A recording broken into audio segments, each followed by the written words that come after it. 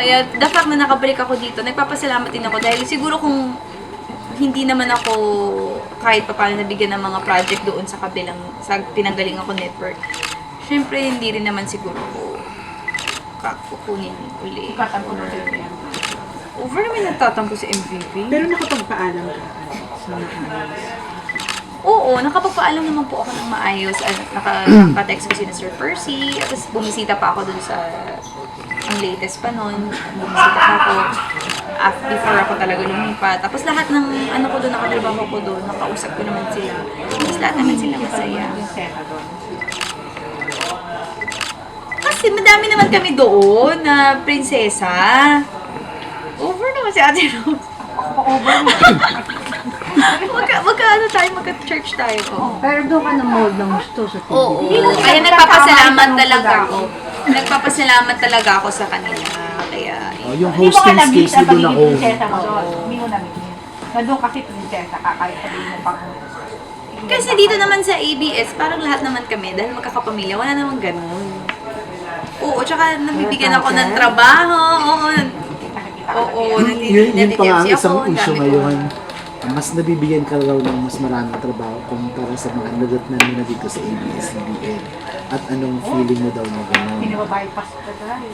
Over naman yung nababypass puso. Hindi nababypass. Parang may mga matagal na dito na hindi napapansin. Pero nung dumating ka, Sa'yo doon napupunta yung mga... Oo, yung mga grasya, yung mga blessing. over na.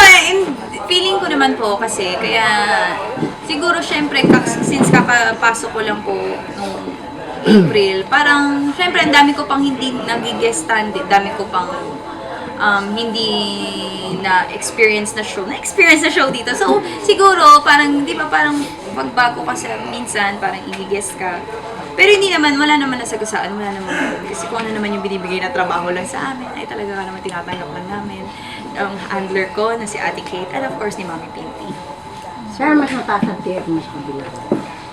Hindi ko alam. Mataas ang gusto siya. Hindi ko alam, Alex, Ate bakit ka Mercy. nag-ano? Bakit ka nag-sign with Star Magic nung pag-meet mo dito?